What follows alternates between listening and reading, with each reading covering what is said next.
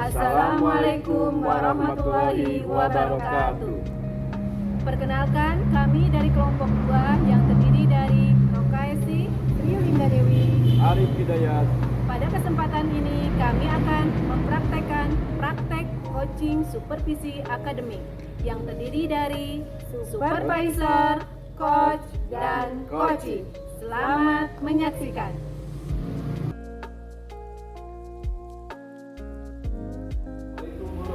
Waalaikumsalam Pak Arif. Bagaimana kabarnya hari ini, Bu? Alhamdulillah Pak Arif. Bagaimana kabar Pak Arif hari ini? Alhamdulillah saya baik juga, Bu. Oh iya, Ibu hari ini akan melakukan proses coaching dengan Bu Linda ya? Iya Pak. Oke, sebelum melakukan proses coaching, ada yang sedikit kita perlu obrolkan. Boleh kan, Bu? Tentu saja boleh Pak. Tentu saja. Nanti pada saat coaching antara coach yaitu Ibu dengan coach yaitu Ibu Linda akan saya amati ya Bu, dan akan saya nilai sesuai dengan rubrik penilaian coaching seperti apa langkah-langkah coaching, sudah sesuai dengan alur cerita atau belum. Lalu kemudian apakah Ibu sudah memberikan pertanyaan-pertanyaan yang berbobot sesuai dengan kata kunci yang disampaikan oleh coaching. Dan saya juga akan mendengarkan dan mengamati respon serta jawaban dari coaching apakah sudah sesuai dengan pertanyaan yang Ibu sampaikan. Dan jangan lupa ya Bu, harus disesuaikan dengan prinsip coaching. Di antaranya ada kemitraan, proses kreatif, dan memaksimalkan potensi.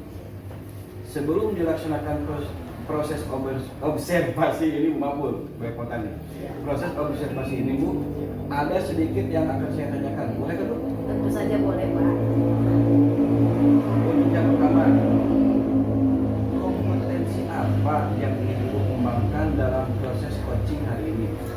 Kompetensi yang ingin saya kembangkan pada proses coaching kali ini yaitu yang pertama tentang kehadiran penuh Pak. Yang kedua tentang pendengaran aktif, dan yang ketiga tentang mengajukan pertanyaan-pertanyaan berbobot Pak. Baik, berarti Ibu ingin mengembangkan 3 kompetensi ini, yaitu kehadiran penuh, mendengarkan aktif, dan mengajukan pertanyaan berbobot. Di antara ketiganya nih, kira-kira mana yang lebih spesifik yang ingin Ibu kembangkan atau ingin Ibu observasi? Yang kompetensi yang secara spesifik yang ingin saya kembangkan itu ya Pak, mendengarkan aktif, dan juga satu lagi ya Pak, mengajukan pertanyaan-pertanyaan berbobot Pak. Berarti ada 2 ya Bu? Ya. Yang ingin dikembangkan yang lebih spesifik yaitu mendengarkan aktif dan mengajukan pertanyaan berbobot. Nah, kira-kira nih, indikator ketercapaian dan tujuan pengembangan yang diinginkan itu seperti apa Bu? Indikator pencapaian yang ingin saya capai yaitu saya ingin melihat coaching saya ya Bu Linda bisa memberikan solusi tentang masalah yang dihadapinya, dan juga memiliki rencana ke depannya apa yang akan dilakukan oleh Bu Linda dalam menghadapi permasalahan-permasalahan. Baik Bu. Jadi indikator ketercapaiannya adalah saat coach sudah bisa menemukan sendiri solusi dari permasalahan yang dihadapi dan memiliki rencana aksi sebagai solusinya. Begitu ya Bu? Iya Pak, betul sekali. Baik Bu Roro. Terima kasih untuk jawaban-jawabannya. Nanti silakan Ibu melakukan proses coaching sebaik-baiknya. Dan nanti setelah proses coaching selesai, kita ngobrol-ngobrol lagi ya Bu? Pak, tentu kita ngobrol. Silakan Bu Roro melakukan proses coaching. Terima kasih Pak. Bagaimana kabarnya Bu Linda hari ini? Alhamdulillah, kabar baik. Tadi Bu Linda mau ngobrol ya dengan saya? Iya nih Bu, saya udah berteman ngobrol untuk bercerita. Baiklah, kita ngobrol nggak terlalu lama ya Bu, sekitar 10 sampai 15 menit. Ngomong-ngomong nih Bu Linda, apa sih sih yang mau Ibu bicarakan? Begini ya, Bu Roro, ada beberapa hal yang ingin saya bicarakan untuk tentang pembelajaran saya di kelas. Nah, saya di kelas ada beberapa kendala dalam proses pembelajaran, khususnya pada pembelajaran matematika, materi perkalian, Bu. Nah, saya kok merasa murid-murid saya itu kesulitan sekali, Bu, dalam memahami materi perkalian. Padahal materi perkalian di kelas 2 ini kan menjadi dasar matematika untuk di kelas berikutnya ya, Bu. Oh iya ya. Jadi saat ini Bu Linda sedang mengalami kesulitan ya Bu dalam mengajarkan materi perkalian di kelas 2. Begitu kan Bu? Iya, Bu Roro, rasanya kok saya kesulitan sekali mengajarkan perkalian ini. Oke, karena waktu ngobrol kita tidak lama ya Bu. Apa sih yang ingin Ibu dapatkan dari percakapan kita kali ini? Harapan saya dengan diskusi saya dengan Bu Roro kali ini, saya ingin mendapatkan solusi atau hal-hal yang bisa saya lakukan untuk mengatasi permasalahan murid yang tidak paham tentang perkalian ini.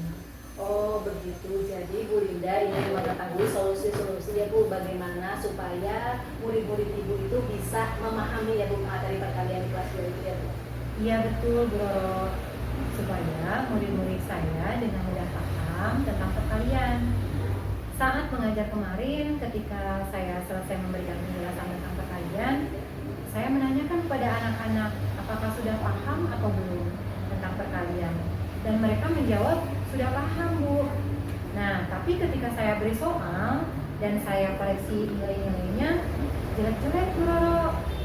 Padahal saya juga memberi banyak contoh tentang cara mengerjakan perkalian, tapi mereka belum paham. Oh begitu ya Bu. Jadi menurut Ibu ya Ibu, bagaimana sih murid-murid itu dikatakan paham tentang perkalian? Itu menurut Ibu bagaimana ya Bu? Menurut saya anak-anak memahami perkalian itu yang tahu bagaimana proses mengerjakan perkalian dari penjumlahnya menjadi penjumlahan berulang, lalu menjumlahkan setiap angkanya dan mendapatkan hasil perkalian yang benar. Jadi mereka paham tahapan-tahapan mengerjakan soal perkalian. Oh jadi anak-anak itu paham tahapan-tahapan mengerjakan perkalian dari mengubahnya menjadi penjumlahan berulang, menjumlahkannya dengan benar, hasil akhirnya juga benar, begitu ya Bu Lydia? Iya begitu, Bu, idealnya. Kalau anak-anak Ibu ya, Ibu nilai di level gitu ya Bu, level pemahaman anak-anak Ibu. Kalau kita lihat dari level 1 sampai 10. Nah, menurut pandangan Ibu, berada di level berapa sih anak-anak murid Ibu dalam pemahaman perkalian kali ini Bu? Kalau saya amati memang beragam sekali ya, Bu Roro, murid saya dalam dua ini memahami perkaliannya. Ada yang menurut saya di level yang sama sekali belum paham.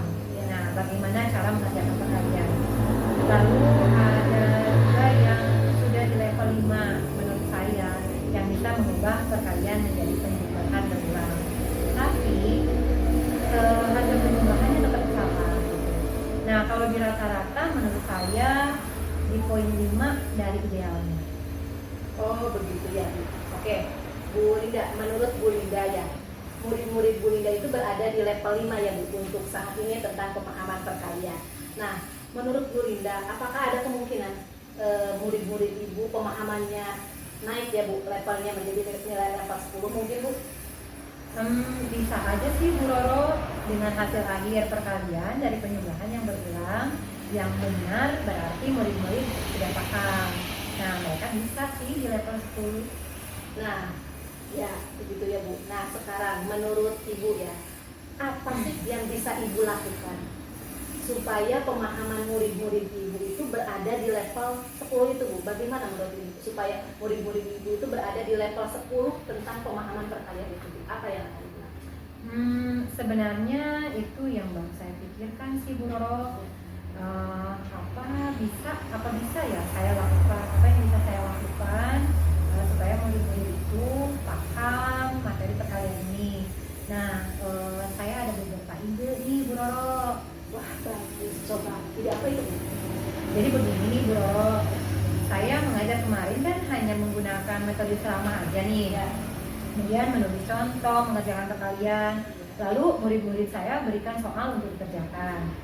Nah, setelah saya renungkan, usia murid-murid saya di kelas 2 itu bisa memahami sesuatu dengan mudah jika menggunakan media konkret atau nyata.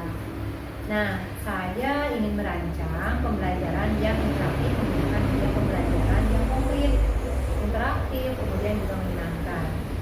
Dalam menjelaskannya, mungkin saya butuh tayangan video pembelajaran kartun yang menjelaskan tentang perkalian. Lalu saya akan menggunakan benda konkret untuk menjumlahkan berulangnya. Nah, bisa menggunakan dengan skrip, kemudian juga kelereng, batu, atau biji kacang yang bisa langsung dihitung oleh murid. Nah, setelah murid-murid memainkan game gitu kira-kira. Wah, bagus sekali Bu Linda. Coba Bu, game seperti apa sih Bu yang akan Ibu mainkan? Idenya bagus sekali Bu. Iya, jadi game namanya game habiskan tentakel gitu ya.